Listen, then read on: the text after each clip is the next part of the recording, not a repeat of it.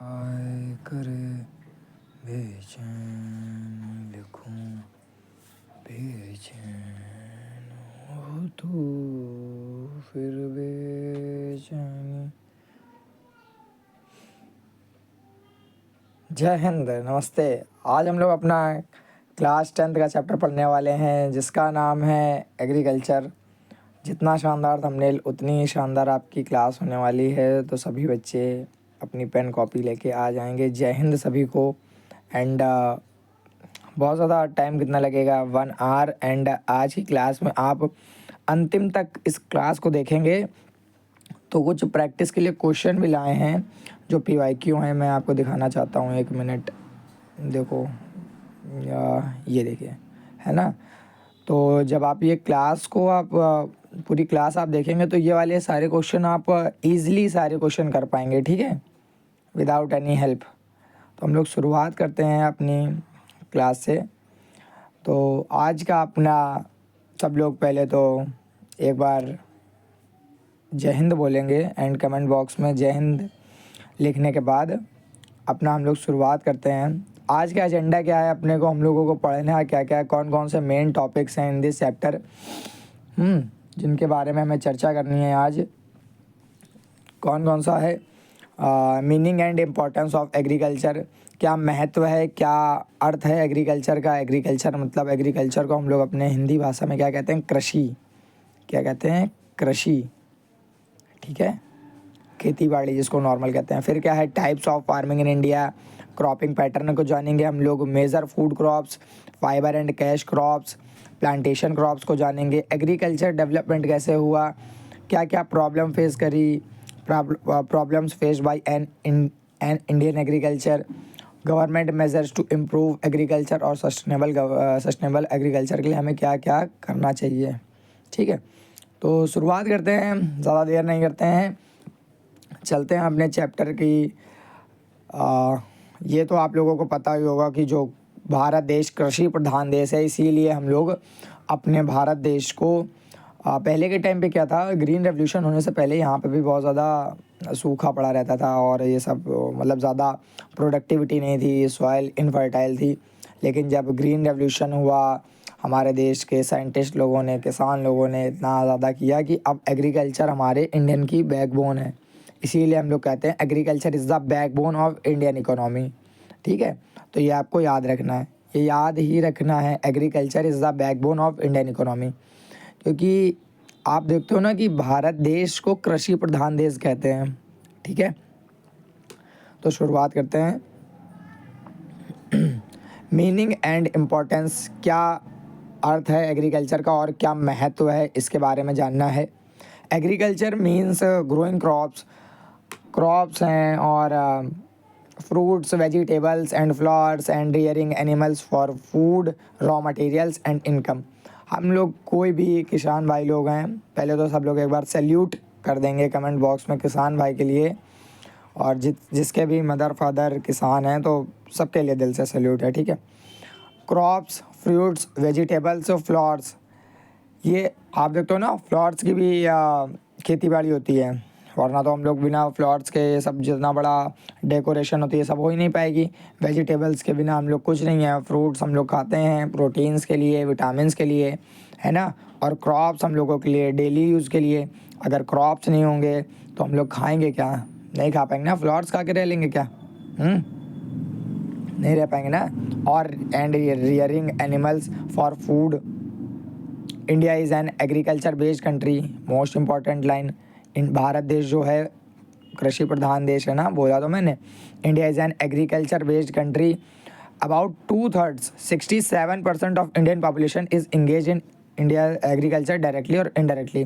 Directly और indirectly का मतलब क्या है, डायरेक्टली जब किसान खुद काम करेगा, सेल्फ, है ना। और इनडायरेक्टली का मतलब ये है कि आप किसी को हायर कर रहे हैं, आपने हायर कर दिया, ठीक है। या तो आपने अपनी लैंड को किसी को दे दिया, होता है ना गांव में कि बट्टे पे ज़मीन दे देते हैं कि आप मेरी लैंड पे खेती बाड़ी कर लीजिए और जो भी प्रोडक्शन होगा उसका हम लोग कुछ भी, वो अपना उनका रहता हो जो भी सामंजस्य कि कितना आप लोगों को कितना आम लेंगे, ठीक है, होता है ना ऐसे। तो ये हो जाएगा इनडायरेक्टली पैटर्न और ये हो जाएगा डायरेक्टली। डायरेक्टली जब खुद कोई किसान के पास अगर लैंड है उस पर वो एग्रीकल्चर कर रहा है। तो भारत देश कृषि प्रधान देश है और लगभग 67%, 2/3 of the country population is engaged in agriculture directly और इनडायरेक्टली, ठीक है। Agriculture not provide food but also employment, foreign exchange and support industries like sugar, cotton, T, coffee etcetera. केवल ये जो कृषि है इससे मतलब ना केवल हम फूड हम लोगों को मिलता है पर हम लोगों को एम्प्लॉयमेंट भी। गांव में अगर कोई लेबर वर्कर है, ये जैसे कि चाचा हैं, ये लेबर वर्कर हैं, अगर इनके पास खुद का कोई लैंड नहीं है तो ये क्या करेंगे, किसी के यहाँ पर जाके काम कर लेंगे तो इनको पैसा मिलेगा ना, जिस पैसे से इनका घर चलेगा। तो एम्प्लॉयमेंट मिला। फॉरेन एक्सचेंज क्या है, आप देखते हो ना कि जैसे कि शुगर केन में जो भारत देश है वो सेकंड नंबर पर है शुगर केन के उत्पादन में। तो जब शुगर केन है तो सबसे ज़्यादा मैक्सिमम नंबर पे शुगर भी होगी ना, सेकंड नंबर पे है ना, सेकंड नंबर पे। फर्स्ट नंबर पे क्यूबा है। तो जब हमारे यहाँ चीनी ज़्यादा होगी तो हम किसी दूसरे देश को देंगे, है ना। Foreign exchange, support industries like sugar, cotton होगा तो कॉटन से ही हम लोग क्या करेंगे, एग्रीकल्चर को हम लोग प्राइमरी सेक्टर कहते हैं। ये एक बात आप ध्यान कर लो, agriculture is known as primary sector, primary.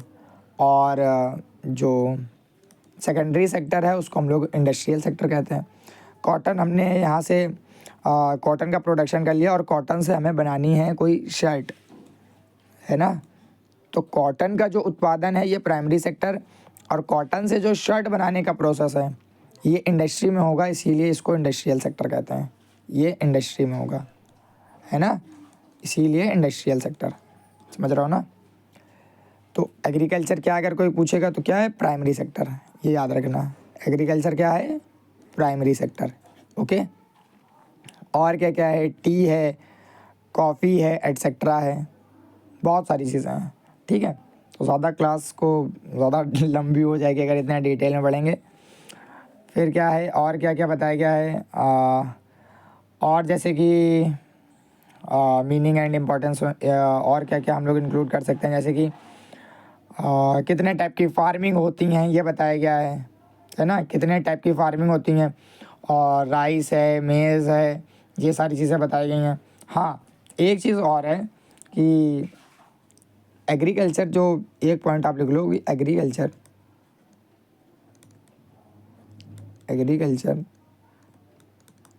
Is the main occupation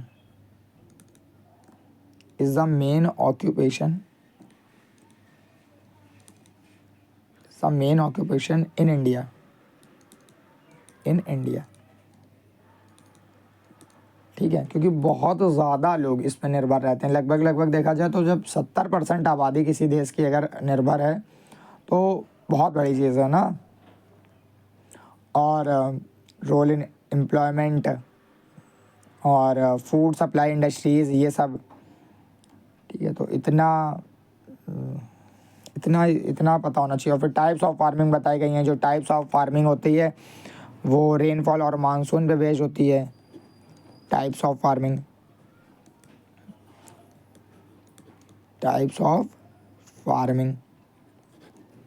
वो आगे पढ़ेंगे हम लोग, ठीक है। तो टाइप्स ऑफ फार्मिंग में बताया गया है प्रिमिटिव, इंटेंसिव और कॉमर्शियल फार्मिंग। प्रिमिटिव का मतलब ही प्राचीन होता है। प्रिमिटिव का मतलब होता है प्राचीन, ठीक है। जो प्राचीन समय के हिसाब से, मतलब पहले के टाइम से जो पहले की आइडियोलॉजी है उसके हिसाब से हम चीज़ों को रन करा रहा हूँ। तो प्रिमिटिव का मतलब क्या होता है, प्राचीन, लिख लेना आप, ठीक है, प्राचीन, ठीक। ओल्ड एंड ट्रेडिशनल मेथड मतलब पुराने पारंपरिक मेथड से इसको करेंगे। यूज सिंपल टूल्स लाइक हो, ये पकड़े हुए ना भैया, आंखें बना दें इनकी, खुश हो जाओ तुम भी। हो एंड डिगिंग स्टिक्स। और डिगिंग स्टिक्स मतलब कि एक होता है जिससे हम लोग खुदाई करते हैं, ठीक है, और खुरपी वगैरह इन सब से। फैमिली लेबर इज़ यूज्ड, घर के लोग ही प्रिमिटिव सब्सिस्टेंस फार्मिंग में होंगे। And depends on monsoon, monsoon पे डिपेंड रहते हैं। और क्या होता है कि और क्या होगा, इरिगेशन जो डिपेंड्स ऑन मानसून मीन्स जो कि डिपेंड ऑन रेनफॉल, रेनफॉल पे डिपेंड रहेंगे। जब बारिश होगी तभी इनके खेत को मिल पाएगी, ये नहीं कि मतलब कि कोई पानी आनी दे जाएगा ना। Depend on rainfall. एंड और क्या बताया गया है, एग्जाम्पल इसका बताएंगे, jhuming shifting cultivation in north east India. Jhuming and shifting cultivation. Shifting cultivation आप जानते हैं ना, शिफ्टिंग कल्टीवेशन होता है कि जब शिफ्ट का मतलब ही क्या होता है, जब एक कोई फिक्स लैंड है, यहाँ से हमने पहले कुछ प्रोडक्शन किया और यहाँ से फिर हम दूसरी जगह पे शिफ्ट कर गए, है ना। और स्लैश एंड बर्न कल्टीवेशन भी होता है एक। शिफ्टिंग कल्टीवेशन में झूमिंग जो है नॉर्थ ईस्ट इंडिया में है, मिज़ोरम साइड की। तो पूछ सकते हैं झूमिंग कल्टीवेशन कहाँ पे होती है, तो आपको याद रहना चाहिए कि नॉर्थ ईस्ट, नॉर्थ ईस्ट ये पता होना चाहिए। अगर नॉर्थ ईस्ट का कोई भी स्टेट है तो आप उस पर टिक लगा देंगे, सिंपल सी बात, ठीक है। झूमिंग शिफ्टिंग कल्टीवेशन हो गया। Slash and burn. Slash and burn क्या है, स्लैश एंड बर्न में भी यही कॉन्सेप्ट है कि एक जगह से दूसरी जगह चले जाते हैं एंड इस जगह पर आग लगा देते हैं। आग लगाने के बाद कुछ समय बाद जब देखेंगे, साल या 2 साल बाद, कि यहाँ की जब ज़मीन फिर से अगर उपजाऊ हो गई है तो फिर से यहाँ पे आ जाएंगे, फिर से यहाँ पे कर लेंगे, है ना। ये है। तो जो प्रिमिटिव सब्सिस्टेंस फार्मिंग है ये मतलब कि भारत में कई जगह पे करी जाती है। सब जगह का अलग अलग नाम है।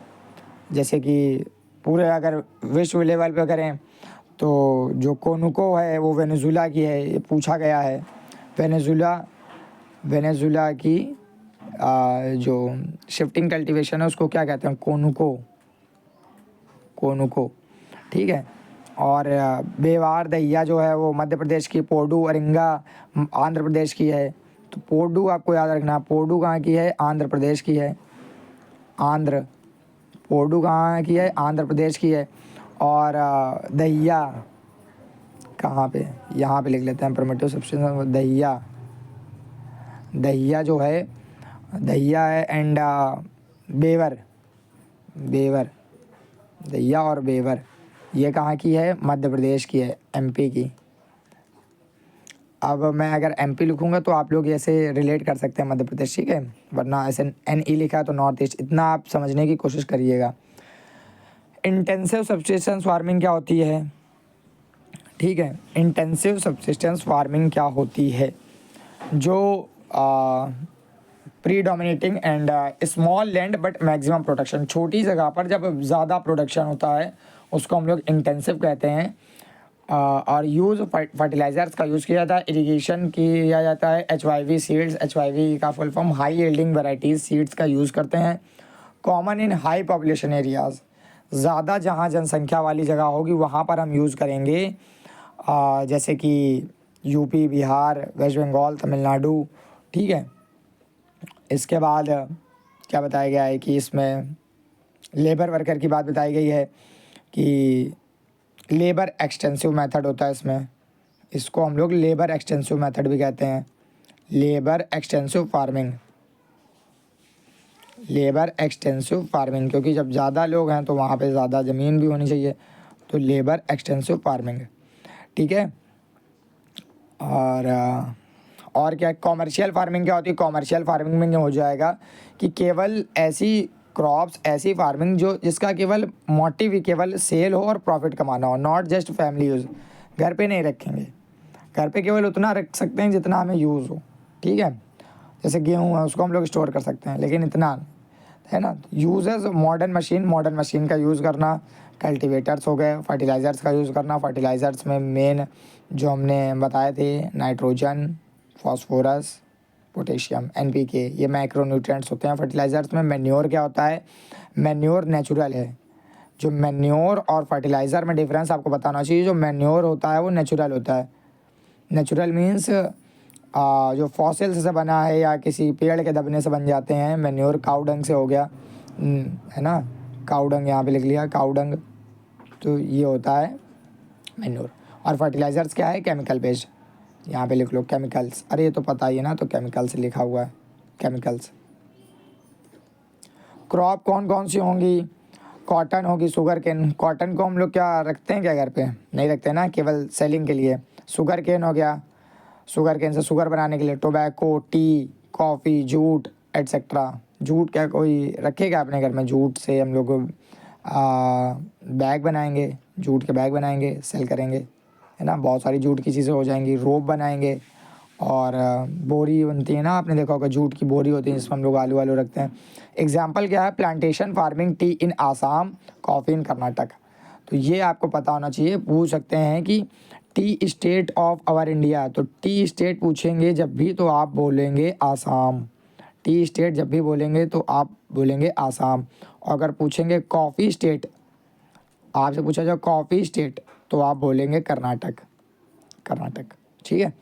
आई होप आप लोगों को पता चला होगा कि प्रिमिटिव क्या है, जो प्राचीन समय के हिसाब से करी जाए। प्रिमिटिव पुराने सारे टूल्स यूज़ करे जाएँ, फैमिली लेबर और मानसून पे डिपेंड रहे, खुद का कुछ नहीं ज़्यादा करना है। इंटेंसिव उस जगह पे किया जाएगा कि छोटी जगह है लेकिन प्रोडक्शन ज़्यादा हो रहा है। फर्टिलाइज़र्स का यूज़ करेंगे, इरिगेशन करेंगे। इरिगेशन किससे होगा? इरिगेशन मानसून से भी हो सकता है, कैनाल से भी हो सकता है, और वेल्स से भी हो सकता है, और ट्यूबवेल से भी हो सकता है, ट्यूबवेल से भी हो सकता है ना। HYV सीड्स यूज़ करेंगे, हाई यील्डिंग वैरायटीज़ के। तो जितना अच्छा सीड यूज़ करेंगे उतनी अच्छी हमारी प्रोडक्शन वो फार्मिंग होगी, है ना। चलते हैं आगे। कॉमर्शियल फार्मिंग केवल और केवल only for the this crop purpose is selling, ठीक है, and making a profit. 3 type की क्रॉपिंग सीज़न, क्रॉपिंग का पैटर्न, क्रॉपिंग के सीज़न बताए गए हैं। 3 टाइप के होते हैं, खरीफ, रबी और ज़ैद। तो सीज़न आपको दिख रहे होंगे, टाइम दिख रहा है, मेजर क्रॉप्स और डिपेंड ऑन दिख रहे हैं कि किस पे निर्भर रहते हैं। सबसे पहले सीज़न में देखो बताया गया है खरीफ क्रॉप। खरीफ क्रॉप का जो सीज़न है जून से अक्टूबर, रेनी सीज़न, क्योंकि खरीफ क्रॉप को रेन ज़्यादा चाहिए, पानी ज़्यादा चाहिए, पानी। आपने खरीफ क्रॉप से आप रिलेट कर लीजिए। खरी एक होती थी ना, खरी, खरी आप जानते होगे, खरी का तेल होता है। तो खरी कोई होता है यार, खरी पिरवाने कोई जाता है, तो खरी की नीड होती है, तो पानी आप उसको रिलेट कर सकते हो, खरी से पानी। तो जब रेनी सीज़न है ना, तो जून से अक्टूबर वाले पीरियड में ज़्यादा बारिश होगी, तो रेनी सीज़न में होगा। एंड इसके मेजर क्रॉप्स याद रखनी है, राइस, मेज़, ज्वार, कॉटन, शुगर केन, ग्राउंडनट। चावल को ज़्यादा पानी की नीड है, मक्का, ज्वार, कॉटन, कपास, शुगर केन अपना गन्ना हो गया, ग्राउंडनट जो मूंगफली, ठीक है। और रेन और मानसून पे डिपेंड रहते हैं। अगर ज़्यादा बारिश नहीं होगी तो हमारा चावल नहीं बन पाएगा।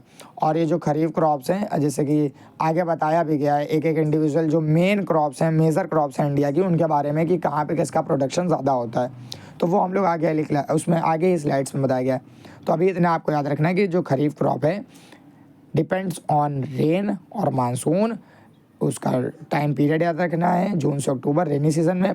और ये 3 से 4 क्रॉप्स याद रखनी है आपको, राइस और पैडी, वो तो पैडी मीन्स धान ही होता है, पैडी मीन्स धान ही होता है, राइस, मेज़, ज्वार, कॉटन, शुगर केन, ग्राउंडनट, ठीक है। तो आगे क्योंकि ये आपको याद रखना है, आगे क्वेश्चन है क्योंकि। और रबी क्रॉप्स, रबी में गेहूँ, चना, जौ, मटर, ये सब है। और इसका सोइंग पीरियड क्या होता है? अच्छा, ये जो टाइम पीरियड है ये सोइंग पीरियड है। सोइंग है, सोइंग मीन्स जब हम लोग बोते हैं। और अच्छा, हार्वेस्ट का नहीं है क्या?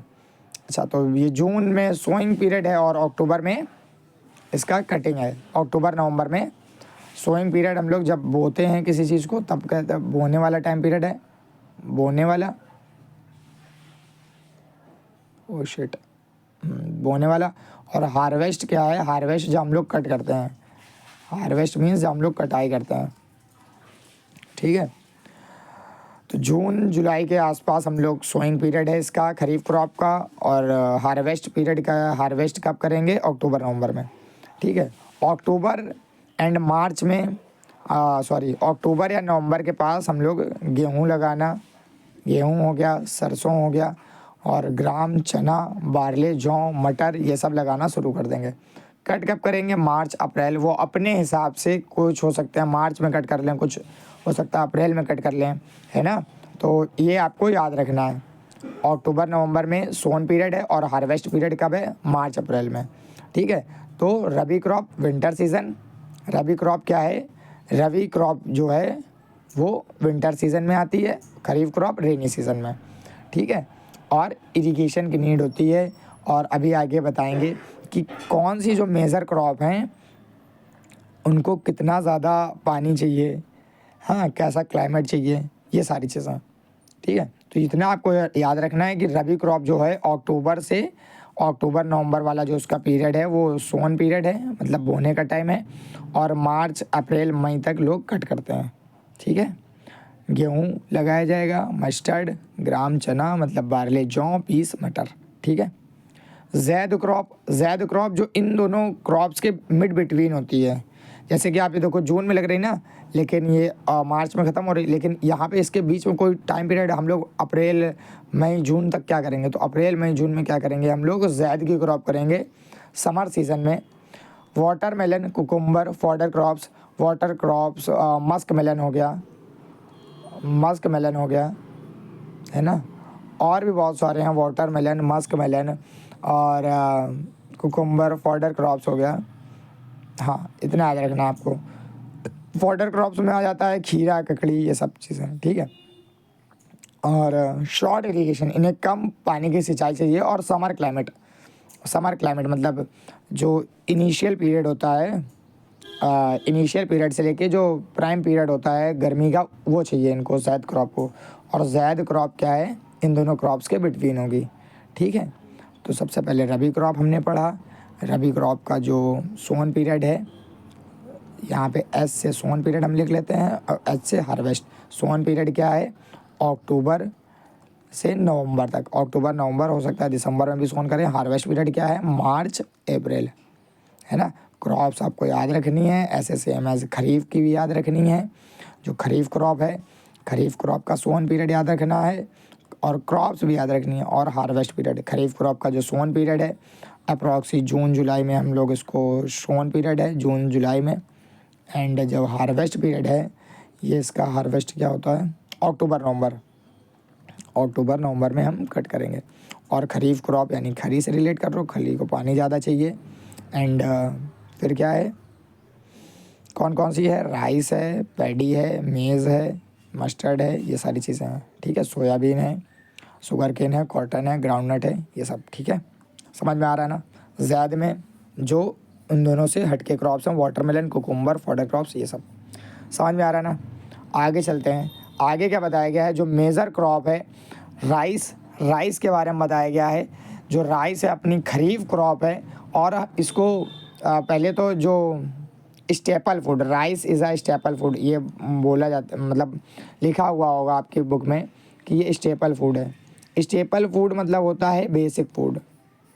स्टेपल फूड मतलब होता है बेसिक फूड, जो हमारे जीवन के लिए रोज़ का जैसे कि आप रोज़, हम लोग पनीर तो नहीं खाते हैं, लेकिन रोज़ हम लोग चावल ज़रूर खाते हैं। तो ये बेसिक फूड है, जीवन का मौलिक खाने हैं, जो मतलब आधार है जिनसे, है ना। चावल, कुछ लोगों का तो बिना चावल के पेट नहीं भरता। तो राइस हमारा क्या स्टेपल फूड है, जिसको हम लोग बेसिक फूड कहेंगे, है ना। पिज़्ज़ा तो नहीं बेसिक फूड है, rice is a staple food. और जैसे wheat is a staple food.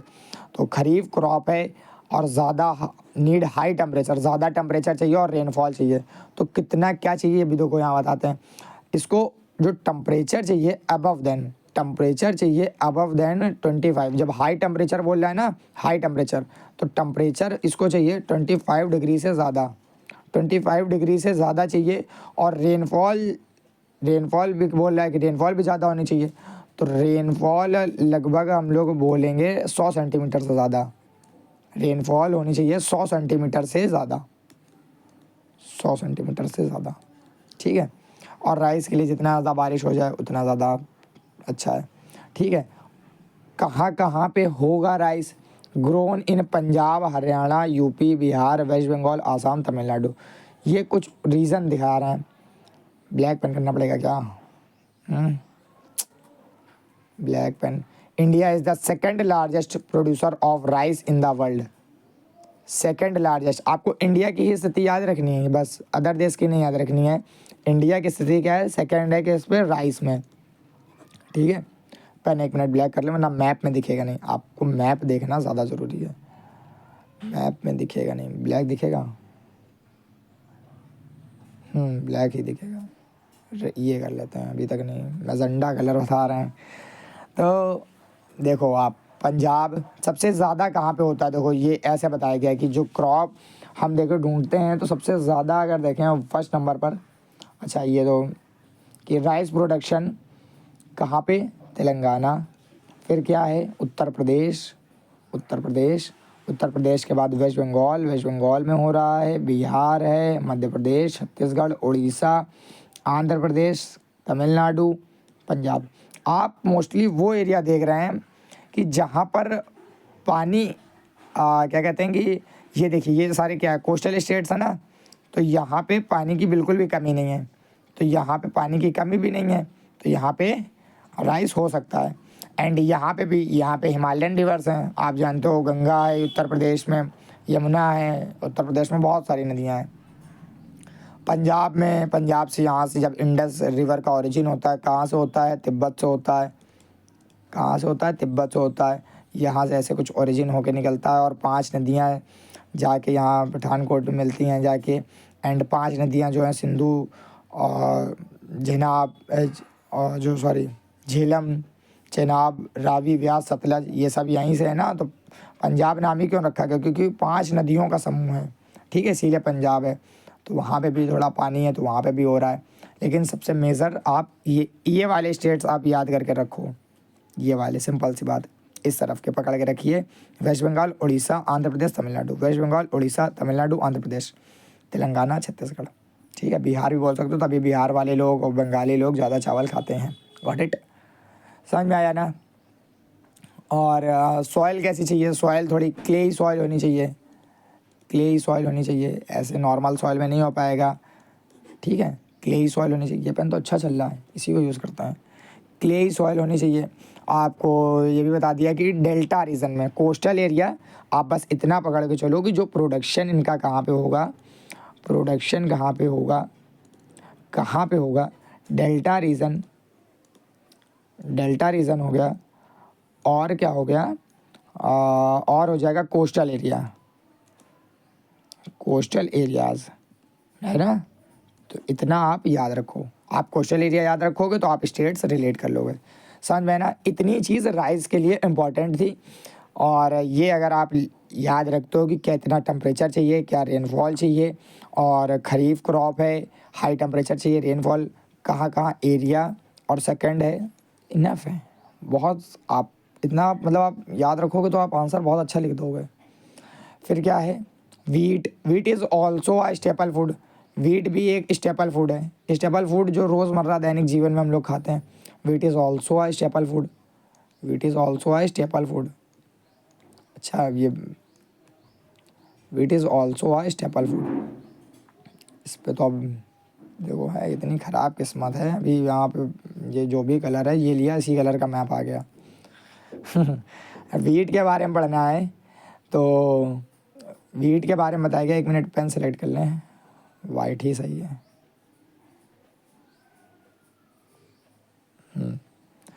तो वीट के बारे में क्या बताया गया है, wheat is a rabi crop, rabi crop कुछ लोग कहते हैं, राबी की क्रॉप है।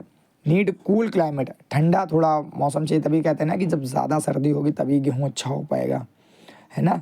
मॉडरेट रेन, थोड़ी मॉडरेट रेन चाहिए, जैसे कि आप वीट रबी क्रॉप है तो रबी का जो हमने बताया सोन पीरियड क्या है, अक्टूबर नवंबर है ना, अक्टूबर नवंबर। तो आप देखते हो कि अक्टूबर नवंबर के पास अभी भी आप देखते होगे अक्टूबर नवंबर में अपने यहाँ थोड़ी थोड़ी बारिश हुई है ना, थोड़ी थोड़ी बारिश हुई ना। तो मॉडरेट रेन, क्या मॉडरेट रेन चाहिए, ये भी नहीं कि मूसलाधार बारिश हो जाए और फसल ख़राब हो जाए, मॉडरेट रेन चाहिए।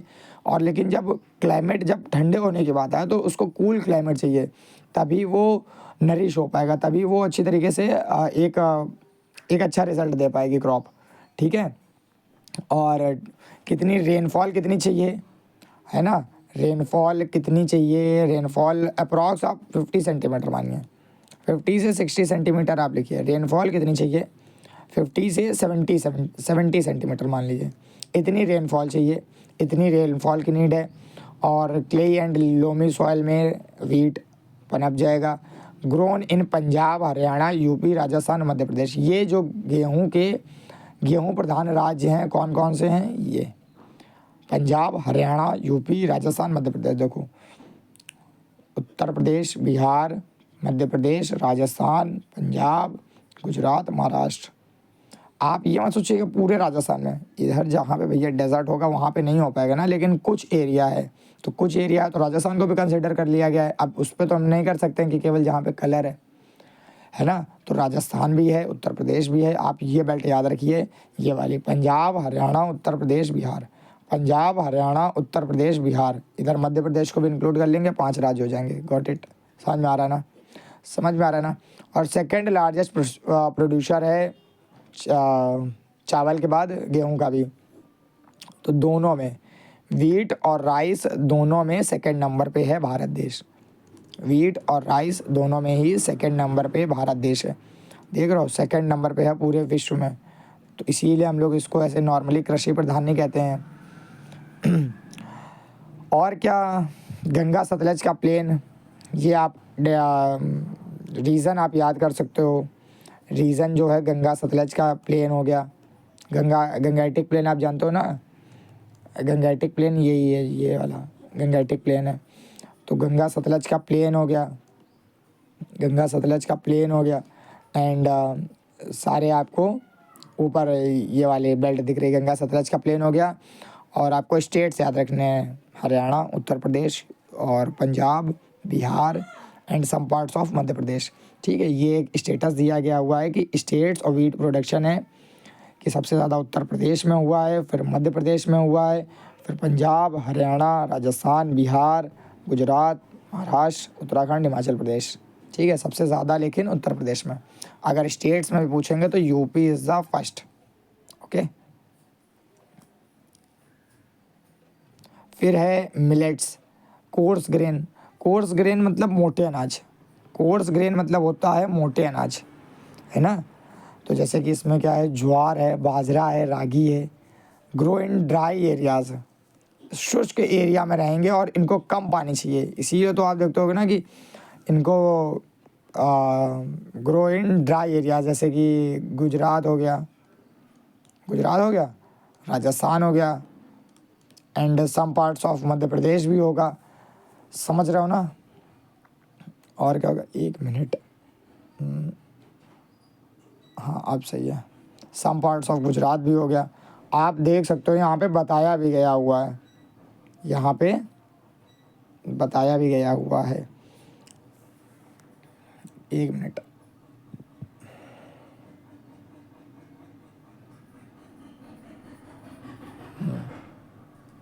जैसे कि देखिए, बाजरा की बेल्ट क्या है, बाजरा की बेल्ट कहाँ है, राजस्थान, हरियाणा, यूपी एंड गुजरात।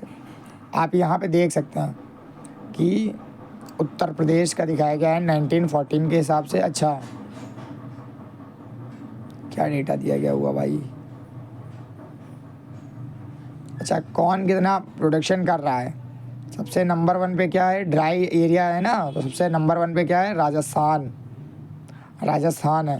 उसके बाद क्या है, उसके बाद आपको सबसे ज़्यादा राजस्थान ही है, उसके बाद सब कम ही है। ठीक है, गुजरात है, महाराष्ट्र भी है, कर्नाटक भी है, मध्य प्रदेश भी है, सम पार्ट्स ऑफ उत्तर प्रदेश भी है, तो ये चीज़ें आपको याद रखनी है कि जो आप इससे आइडेंटिफाई कर सकते हो। ये क्या है, ज्वार है, ये क्या है, ज्वार है, ये क्या है, बाजरा है, ये क्या है, बाजरा है। और रागी कहाँ है, रागी ये है। ठीक, अभी तक हमने क्या क्या चीज़ें पढ़ ली हैं। हमने फार्मिंग पैटर्न पढ़ा है, प्रिमिटिव, इंटेंसिव, कॉमर्शियल। जो प्रिमिटिव पैटर्न होता है, प्रिमिटिव सब्सिस्टेंस फार्मिंग, वो ओल्ड एंड ट्रेडिशनल होता है, जिसमें टूल्स हम लोग पुराने यूज़ करते हैं, जैसे हो गया, डिगिंग स्टिक्स हो गए। कोई भी मशीन का यूज़ नहीं करते हैं, ओनली फैमिली वर्क्स, मतलब कि केवल घर वाले लोग काम करते हैं। और केवल हम लोग रेनफॉल पे डिपेंड रहते हैं, मानसून पे। फिर दूसरे बात हमने उसके बाद पढ़ी थी, अच्छा, प्रिमिटिव सब्सिस्टेंस फार्मिंग में भी कुछ एग्जांपल थे, जैसे झूमिंग इन आसाम। जो झूमिंग खेती थी वो हमने कहाँ बताई थी, नॉर्थ ईस्ट में। तो नॉर्थ ईस्ट में आसाम, मिज़ोरम, यही सब तो हैं नॉर्थ ईस्ट में। उसके बाद हमने क्या पढ़ा, आसाम, मेघालय एंड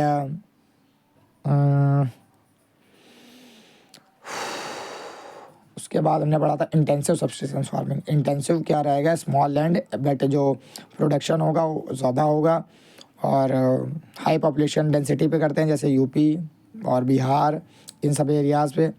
उसके बाद हमने क्रॉपिंग पैटर्न पढ़ा था कि किसको ज़्यादा मिलेट्स, फिर हमने मेज़, ये सब चीज़ें पढ़ी हैं।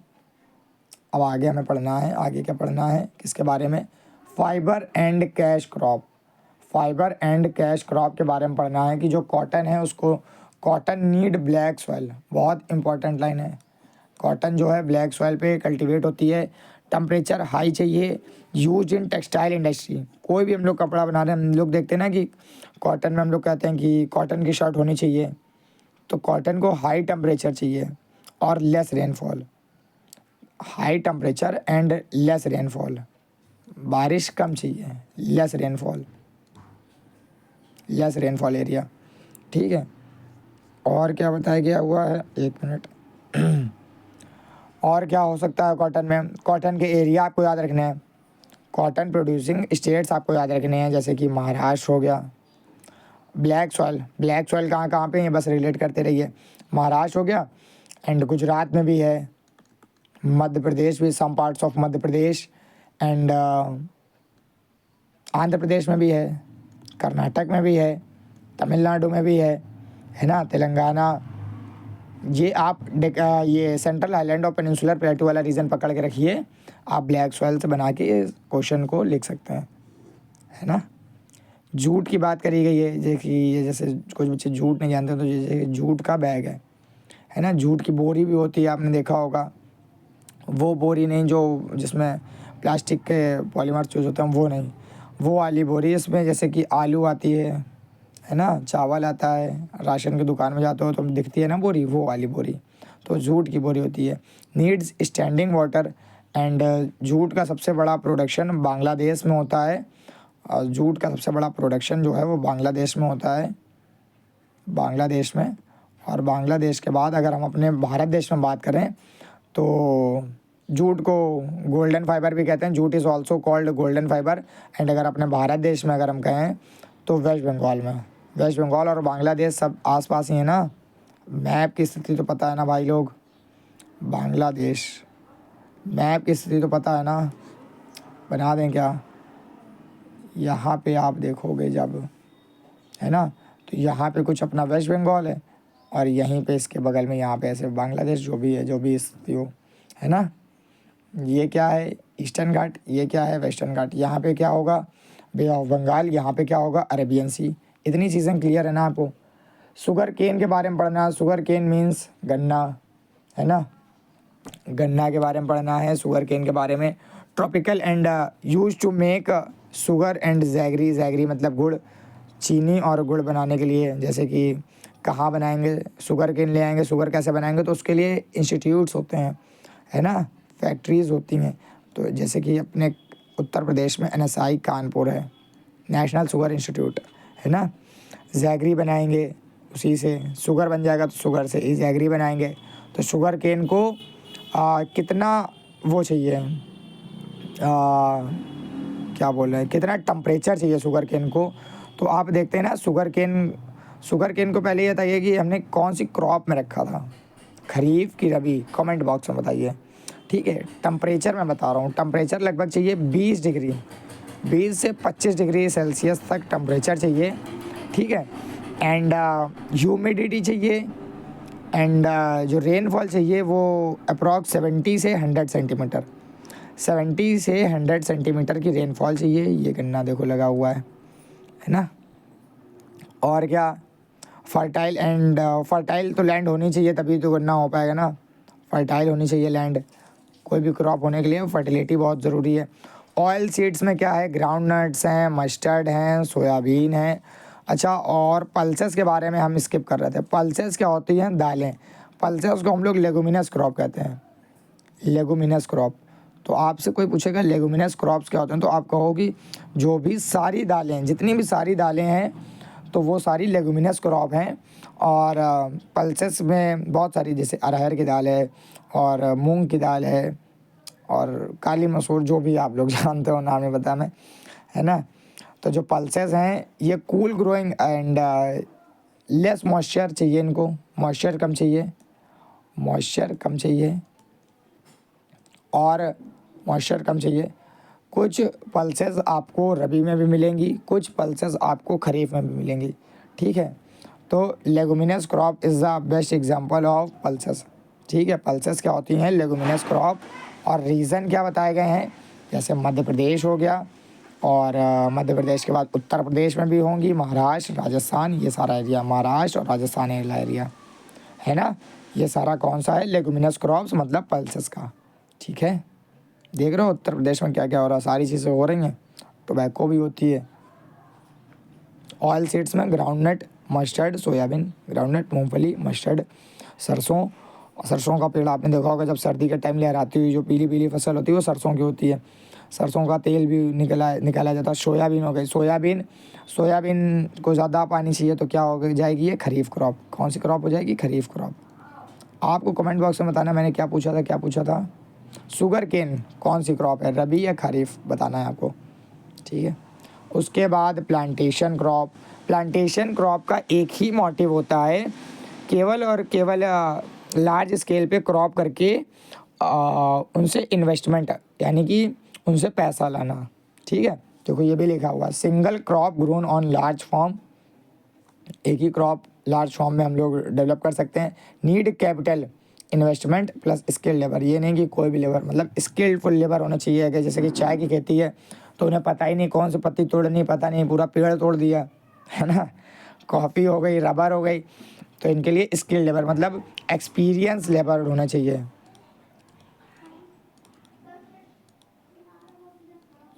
Experience labour. Crop is processed in near by factories. Crop T, coffee, कौन कौन सी ये हैं आपको भी देखना पड़ेगा। टी है, कॉफ़ी है, रबर, ये, और शुगर केन भी। शुगर केन नहीं, शायद शुगर केन को भी कहीं कहीं बुक में लिखा होता है, ठीक है। तो प्लांटेशन क्रॉप में आपको इतना पता होना चाहिए कि जो ये तीन तो आप नाम याद ही करके रखो, टी, कॉफ़ी, रबर, ये प्लांटेशन क्रॉप्स हैं। T states Assam, Darjeeling, Kerala. और टी के लिए जो सबसे फर्टाइल सॉइल है वो लेटराइट सॉइल है। कौन सी, लेटराइट सॉइल है, लेटराइट सॉइल, ठीक। आसाम, दार्जिलिंग को जीआई टैग भी मिला है टी स्टेट्स का। कूल एंड क्लाइमेट चाहिए, रेनफॉल चाहिए, लेबर इंटेंसिव फार्मिंग है। कॉफ़ी क्या, हाँ कर्नाटक को कॉफ़ी स्टेट कहते हैं। केरल, तमिलनाडु, मॉडरेट क्लाइमेट चाहिए, मतलब ना ज़्यादा गर्मी ना ज़्यादा सर्दी। India famous for arabica coffee, arabica coffee के लिए भारत देश फेमस है। रबर कहाँ पे, Kerala, Tripura, Tamil Nadu. Hot and humid climate चाहिए। यूज इन टायर इंडस्ट्री, आप देखते हो ना रबर से हम लोग अभी जैसे कि मैं तो ये डिजिटल है, अगर मैं यहाँ पे पेंसिल से लिख रहा होता, पेंसिल से कोई भी चीज़ अगर लिखने के लिए बच्चे लोग नहीं पेंसिल से लिखते हैं, और फिर रब किससे करते हैं, रबर से। और रबर किसने किसने बनाई है, दूध से और उसके अंदर पेंसिल का छिलका डाल के, ये भी बताएंगे आप लोग कमेंट बॉक्स में, ठीक है। तो इससे रबर नहीं बनती, रबर का प्लांट होता है, ठीक है, उससे बनती है। Used in tyre industry, and tyre industry में तो आप देखते हो कोई भी चीज़ जो खींच रही है उसमें सब में रबर है। रबर बैंड आप लोग सर पे लगाते हैं, कुछ पुरुष लोग भी लगाने लगते हैं महिला बनने के लिए, है ना। तो rubber, Kerala, Tripura, Tamil Nadu. Hot and humid climate चाहिए। यूज इन टायर इंडस्ट्री, इतना आपको याद रखना है, ठीक है। मेजर क्रॉप्स अपनी जो राइस थी और वीट थी, इनके बारे में हम पढ़ चुके हैं। और अदर जो क्रॉप्स रहेंगी इनके बारे में पढ़ना है। अच्छा, जो ज्वार और इनके बारे में हमने पीछे शायद स्किप कर दिया था, 1 मिनट, हाँ ये स्किप हो गया था। तो जो ज्वार और रागी वाला एरिया है इसके बारे में थोड़ा पढ़ना था। जो ज्वार है वो प्रोड्यूस्ड सबसे ज़्यादा कहाँ पर, महाराष्ट्र। ज्वार इन महाराष्ट्र हो गया, मध्य प्रदेश हो गया, ठीक है, कर्नाटक हो गया, ठीक है। एंड और कहाँ होगा, और बाजरा का भी बताया गया, सबका इंडिविजुअल अच्छा बताया गया कि जो बाजरा है, बाजरा प्रोड्यूस इन राजस्थान। तो ये शायद बाजरा की पिक्चर दी गई है, तभी सबसे 1 नंबर पे राजस्थान है। तो बाजरा के लिए सबसे 1 नाम याद रखोगे, राजस्थान। ठीक है, ज्वार के लिए क्या नाम रखोगे? महाराष्ट्र, कर्नाटक, आंध्र प्रदेश, ठीक है। और क्या कहते हैं, रागी, ये जो रागी है, रागी के लिए सॉइल कौन सी? रेड एंड ब्लैक सॉइल का यूज़ करेंगे, मतलब रेड सॉइल पे भी हो जाएगी, ब्लैक सॉइल पे भी हो जाएगी, रेड और ब्लैक बोथ सॉइल पे हो जाएगी, और लोमी सॉइल होनी चाहिए। इतनी चीज़ें समझ में आ रही ना। फिर हमने ये भी पढ़ लिया फाइबर कैश क्रॉप। इनका मतलब यही है कि इनको केवल हम, फाइबर मीन्स जूट, फाइबर है ना, एक फाइबर है ना जूट, और कैश क्रॉप वो कैश क्रॉप जिनको बेच के हमें अर्निंग, हमें कुछ पैसा मिले, है ना, इसीलिए उनको कैश क्रॉप कहते हैं। इनको हमें नहीं रखना है ना। प्लांटेशन क्रॉप आपको ने पढ़ ही लिए हैं। एग्रीकल्चर का डेवलपमेंट बताया गया है कि कैसे डेवलपमेंट हुआ है ग्रीन रेवोल्यूशन से। आप देख रहे हो ना कि जो ग्रीन रेवोल्यूशन स्टार्ट हुआ है, तो इसके वर्ल्ड में अगर मैं बोलूँ, पूरे वर्ल्ड में अगर हम बोलें कौन है फादर, तो वर्ल्ड के फादर ग्रीन रेवोल्यूशन के आपको याद रखने हैं नॉर्मन बोरलॉग जी, नॉर्मन बोरलॉग। और अगर ये पूरे वर्ल्ड के हैं, वर्ल्ड में पूछा जाएगा कि अगर वर्ल्ड के फादर कौन है ग्रीन रेवोल्यूशन के, तो नॉर्मन बोरलॉग। अगर Indian father of green revolution, तो वो हैं MS स्वामीनाथन, तमिलनाडु के। हाल ही में शायद 2025 में ही इनका निधन हुआ है, MS स्वामीनाथन, ठीक है, तमिलनाडु के निवासी, जिन्होंने भारत की कृषि को बहुत एक उत्तम आयाम दिया है, ठीक है। तो ग्रीन रेवोल्यूशन में क्या है, start to increase food production, introduce किया है HYV सीड से। पहले हम लोग ऐसे ही सीड यूज़ कर लेते थे, कोई भी इरिगेशन फैसिलिटी हमने अच्छी करी है, वेल्स को, ट्यूबवेल्स को अच्छी तरीके से, ये नहीं कि वाटर लॉगिंग हो जाए, ठीक है। फर्टिलाइज़र्स हमने यूज़ करना शुरू करे हैं अच्छे, नाइट्रोजन, पोटेशियम, फास्फोरस, ये मैक्रो न्यूट्रिएंट्स होते हैं। मशीनरीज प्रोडक्ट्स, मशीनरी मतलब कि ट्रैक्टर हो गया, ये सारी चीज़ें यूज़ करना, वरना इंसान तो जाने कब तक ऐसे खेती बाड़ी करता रहेगा। इम्पैक्ट क्या पड़ा है? और अच्छा, ग्रीन रेवोल्यूशन से एक रेवोल्यूशन है वाइट रेवोल्यूशन भी, ये भी आपको याद रखना है। तो वाइट रेवोल्यूशन है मिल्क से रिलेटेड, वाइट रेवोल्यूशन जो है वो है मिल्क से रिलेटेड। ग्रीन कैसे रिलेटेड है? खेती बाड़ी से। वाइट मिल्क होता है, मिल्क वाइट होता है ना। और वाइट रेवोल्यूशन को ही हम लोग ऑपरेशन फ्लड भी कहते हैं शायद। ऑपरेशन फ्लड क्या है? Milk producer. ऑपरेशन फ्लड मतलब बताता है कि India becomes world's largest milk producer. तो इंडिया क्या है? वर्ल्ड के लेवल पे मिल्क में सबसे बड़ा लार्जेस्ट प्रोड्यूसर है, ठीक है ना। तो ये बातें आपको याद रखनी है। इम्पैक्ट क्या पड़ा है ग्रीन रेवोल्यूशन का? Wheat and rice production increase rapidly. जब हम लोग सारी चीज़ें HYV seeds, irrigation, fertilisers, machinery tools, पूरा जब प्लानिंग से लेके एग्जीक्यूशन तक सब चीज़ें बेहतर यूज़ करेंगे तो क्रॉप भी हमारी बेहतर होगी। India became self sufficient in food grain, और but soil got polluted due to chemical use. अगर जब बहुत ज़्यादा यूज़ कर लेंगे केमिकल्स का, तो जो सॉइल है उसकी फर्टिलिटी लूज़ हो जाएगी,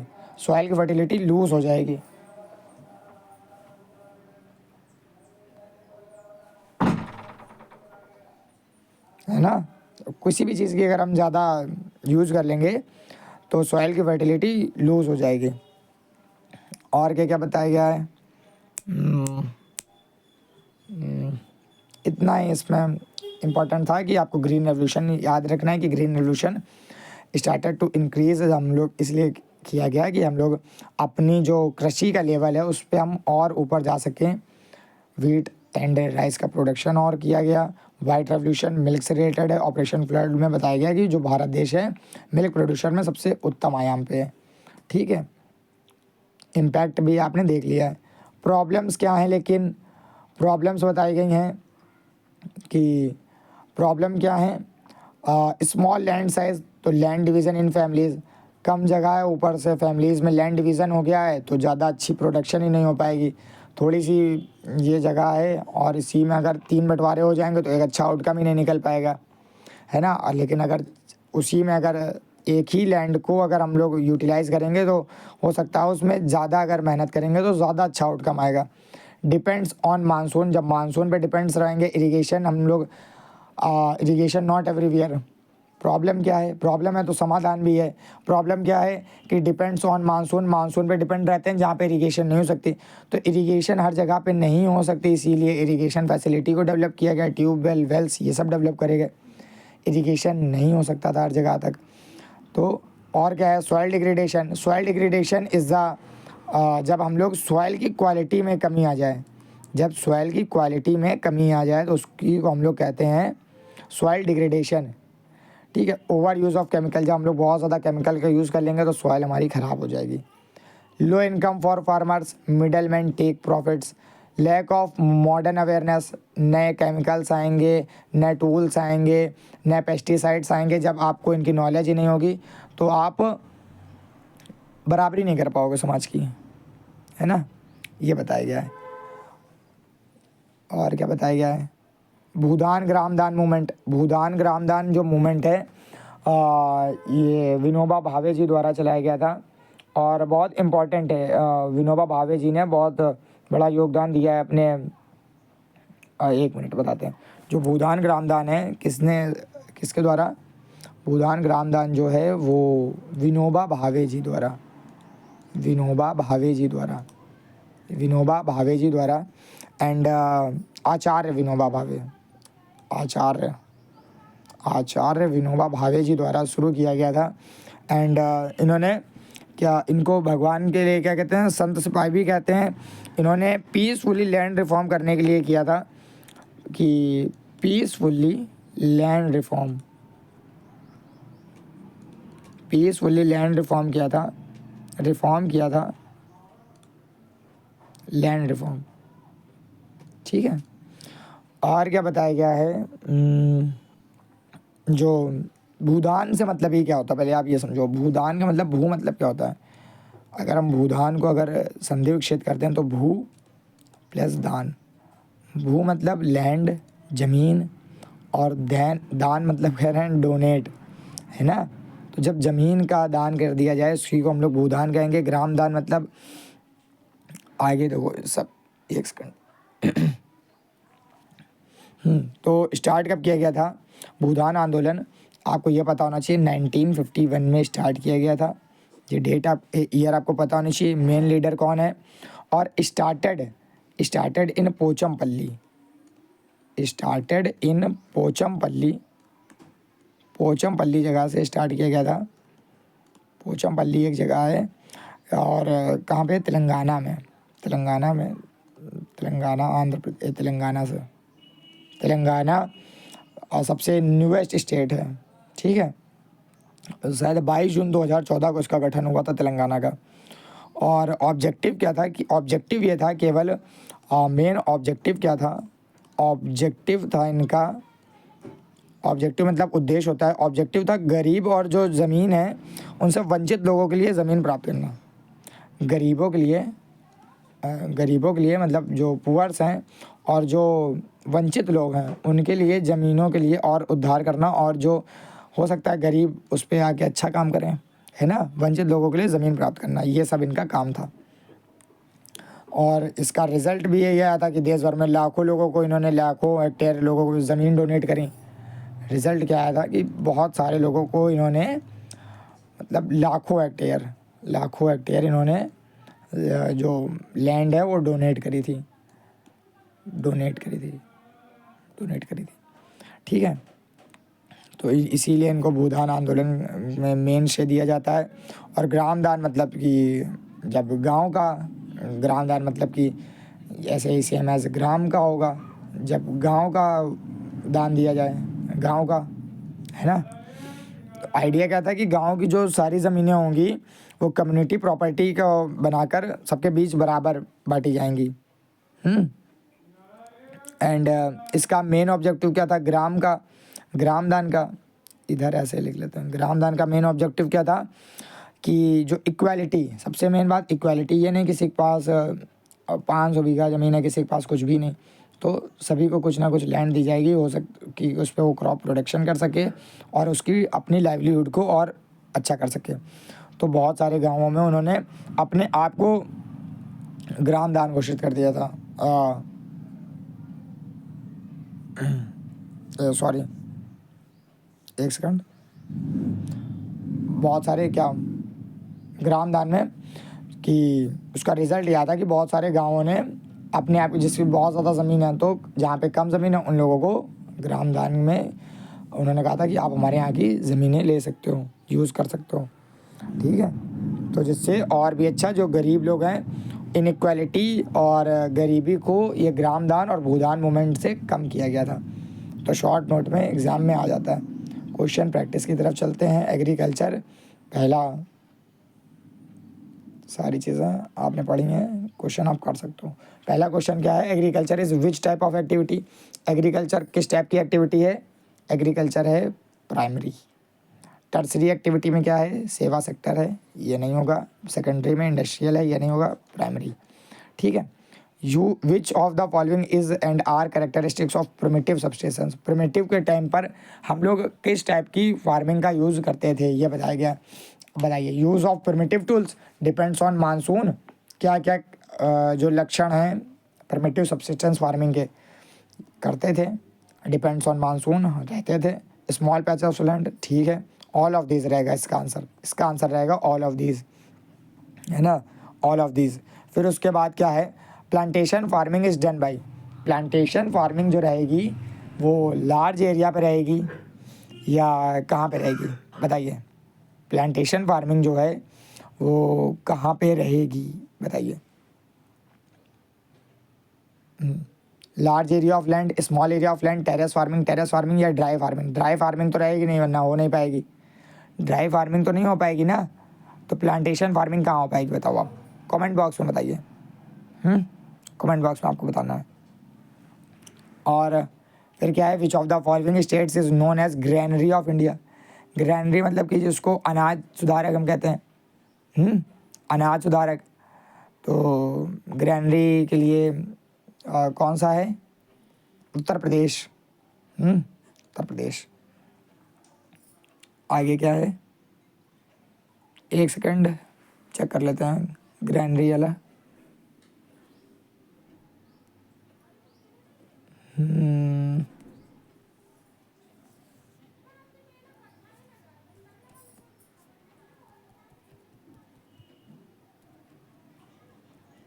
देख लीजिएगा, इसमें थोड़ा सा डाउट, ठीक है। उत्तर प्रदेश है कि बिहार है, ये देख लीजिएगा आप लोग। दूसरा क्या है, give the name of primitive subsistence farming in northern eastern India. Northern eastern India में जो सब्सिस्टेंस फार्मिंग होती है उसके बारे में बताना है हमें, ठीक है। उसके बारे में हमें यहाँ पे बताना है।